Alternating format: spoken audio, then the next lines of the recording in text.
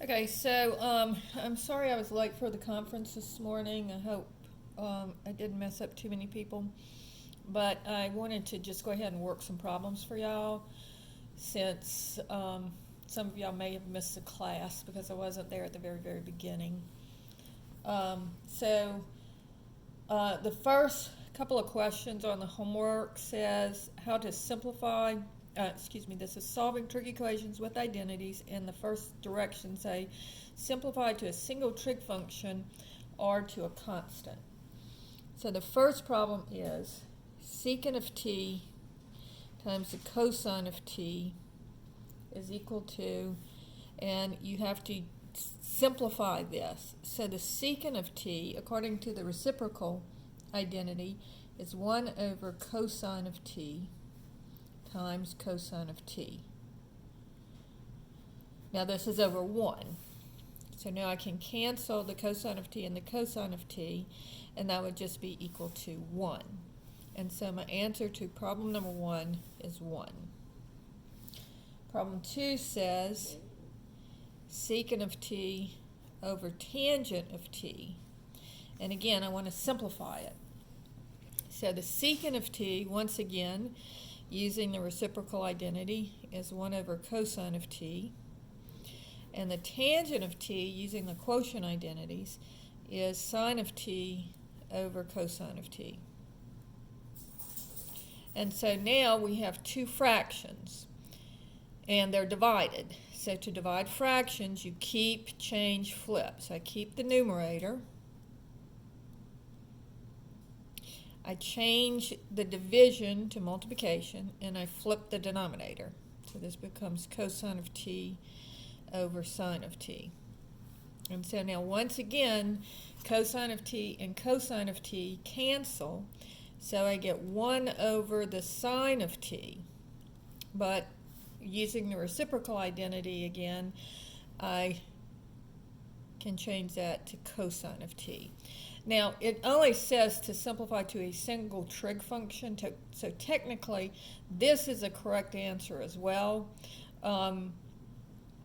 Either one as far as I'm concerned, but check and see what the homework will take. If they'll take 1 over sine of t on the homework, I'm fine with that. Okay, problem number 3 says tangent of t over secant of t minus cosine of t. All right, so again, changing everything to sines and cosines. The tangent of t is sine of t over cosine of t divided by 1 over cosine of t minus the cosine of t. And this would be over 1. Now notice on this one, we actually have subtraction that we have to do. And so in order to subtract fractions, my denominators have to be the same. So I'm going to have to multiply, before I can do anything with the flipping and all that stuff, with the division of the fractions, I have to simplify this denominator.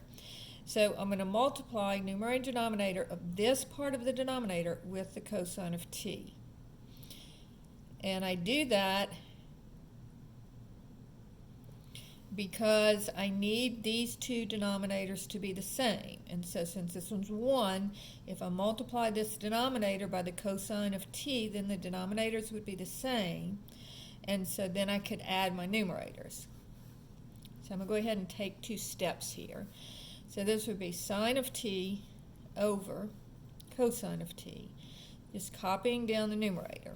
Then in the denominator, I have 1 over the cosine of t minus cosine squared of t over the cosine of t.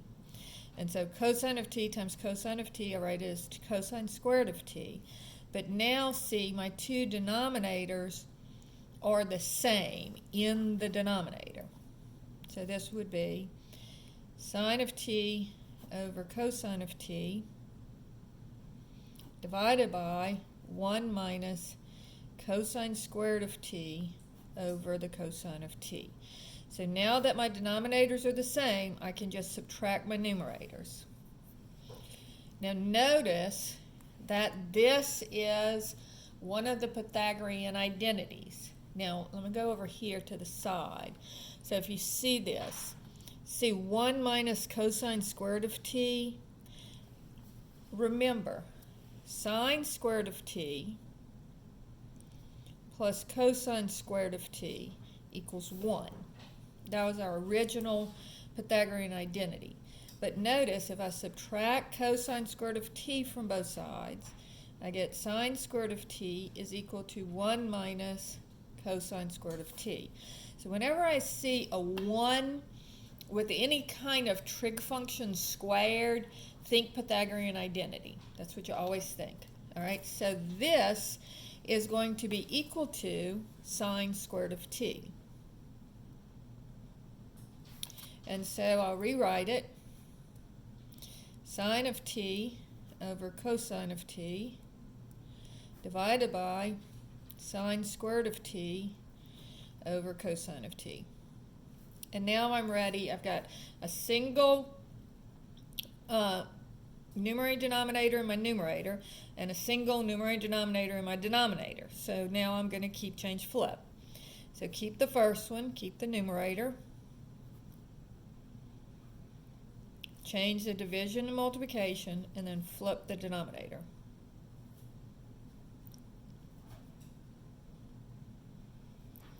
And so now let's see what cancels. Well, the cosine of t will cancel with the cosine of t, and one of the sine of t's will cancel with the sine of t. And so this gives me 1 over the sine of t. Now, why is it 1 over? Because how many times does cosine of t go into cosine of t? 1 time. All right? So again, it's either 1 over sine of t, or you can write it as cosecant of t. And again, for me, that's either one is fine. All right? So problem number 4 says 1 plus the sine of t divided by 1 plus the cosecant of t. So again, using our reciprocal identities, I'm just going to change this one. So this will be 1 plus the sine of t over 1 plus 1 over the sine of t. And again, this is over 1, so I need, in order to simplify this denominator, I have to add those two fractions. So I'm going to multiply here, numerator and denominator of this part of it times the sine of t. So I get 1 plus the sine of t over the sine of t over the sine of t plus 1 over the sine of t. All right, so now my denominators are the same, so I can add my numerators. So that's 1 plus sine of t over the sine of t plus 1 over the sine of t. Now, if you want to go straight from here to here, you can. It's fine. Either way. Now, again, this is a complex fraction. So this is this divided by this whole thing. So again, I'm going to keep, change, flip. Now, the 1 plus sine of t in the numerator is over 1, if you want to put it like that. And then, so I'll keep that, then change to multiplication and flip the denominator.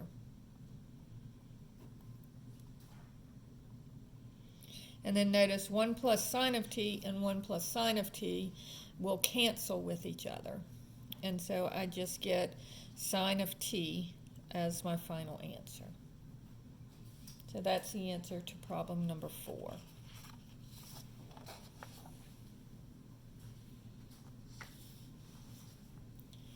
All right, problem number 5 says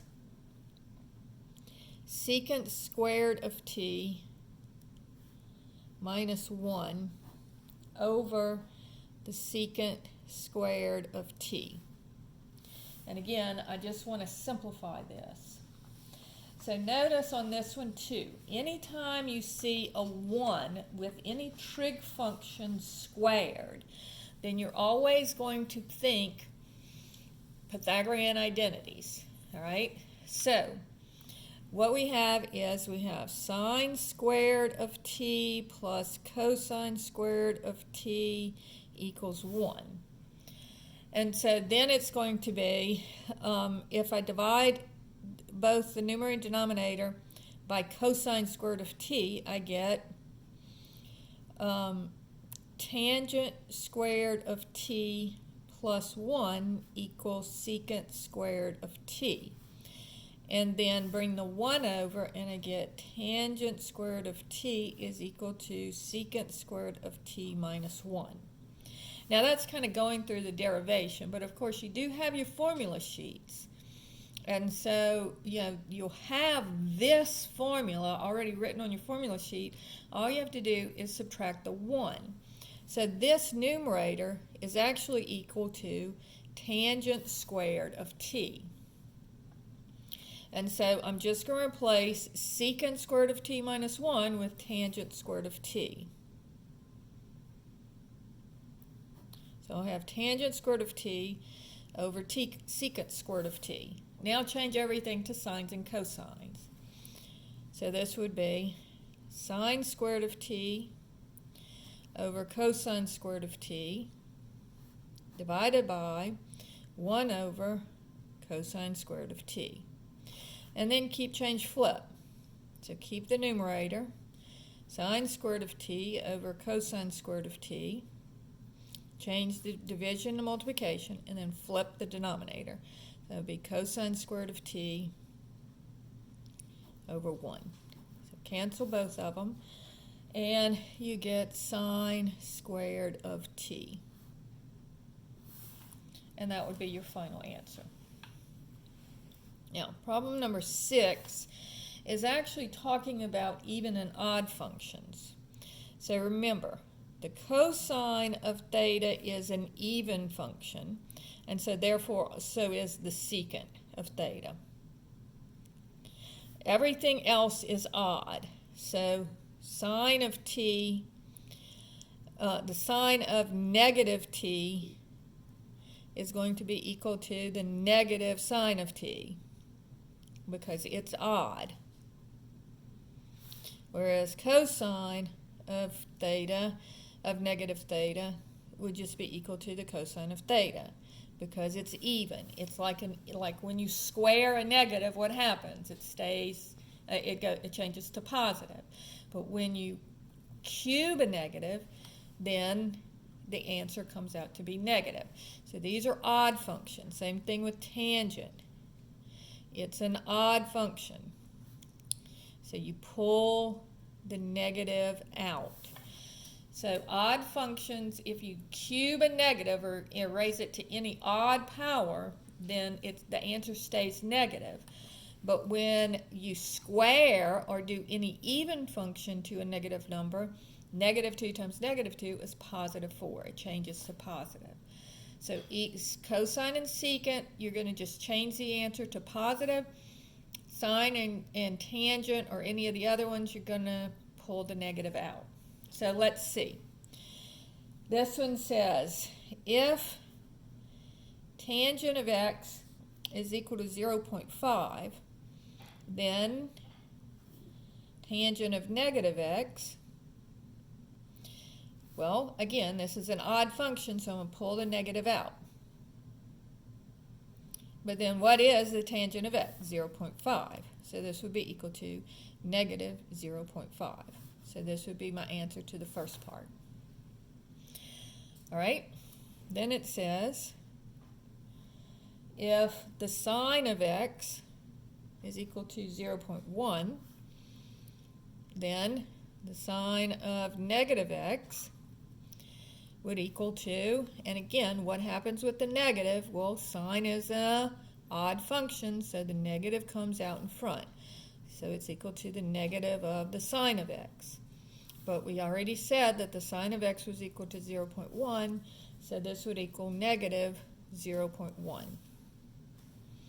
Now part C says, the cosine of x is equal to 0.9, then the cosine of negative x is going to be, now here the cosine is an even function, so you just drop the negative. And so what is the cosine of x? 0.9. So in this one, the answer comes out to be positive because it is an even function. Just like when you square a negative, you get an even answer. A positive answer. All right, if tangent of x equals 0, then what is the tangent of pi plus x?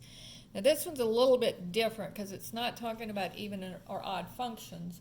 This is talking about the period of the tangent function. So remember, since the period of the tangent function is pi, when I add pi, just like with the sine or cosine, if you add 2 pi, you're just going around the circle once again and you get the same answer. Well, the same thing goes for the tangent function, but its period is pi. So you can add or subtract pi as many times as you want, and it doesn't change anything. So this is going to be the same as the tangent of x. So the answer here would be 0. And if we had started out that it was the square root of 3, then this would be square root of 3. If we'd started out that this was 1, then this would be 1. So that's how that works. All right, problem number 7 says the cotangent of negative x times the cosine of negative x plus the sine of negative x. Now the first thing that you want to do on these is go ahead and get rid of all those negatives that are floating around. So the cotangent, just like the sine and the tangent, so sine cosecant of negative t is equal to negative cosecant of t, and cotangent of negative t is equal to the negative cotangent of t. All of these are odd functions, so I'm just going to take the negative and pull it out. So this would be the negative of the cotangent of x. Now, this says the cosine of negative x. Now, the cosine, remember, is an even function. And so here I just drop the negative altogether. I just ignore it. And so this would be the cosine of x. Plus, and then this, again, the sine function is an odd function, so the negative comes out in front, so this would be negative sine of x. All right? So now let's change all of this into sines and cosines. So this would be negative cosine of x over sine of x times the cosine of x over 1 plus negative sine of x. All right? And so this gives me negative cosine squared of x over sine of x plus negative sine of x, and that would be over 1 if I wanted. So again, so what we're going to do here is notice that there's no 1 here, all right, but here, watch what I'm going to do. I've got 2 fractions. This one's 1, so I'm going to multiply this one by sine of x and sine of x. So this gives me negative cosine squared of x over sine of x plus negative sine squared of x over sine of x. So now both of my denominators are the same, so I can just add my numerators. So it's going to give me negative cosine squared of x plus negative sine squared of x all over sine of x. Now, notice both of them are negative. So this would be negative 1 times cosine squared of x plus sine squared of x over sine of x. But sine squared of x plus cosine squared of x, or cosine of x squared of x plus sine squared of x, this is equal to 1. So my final answer is just going to be negative 1 over the sine of x. And they said, on this one, they did say that they want you to write your answer without any fractions. And so this is just going to be negative cosecant of x. So that's how you work problem number 7. All right, problem number 8.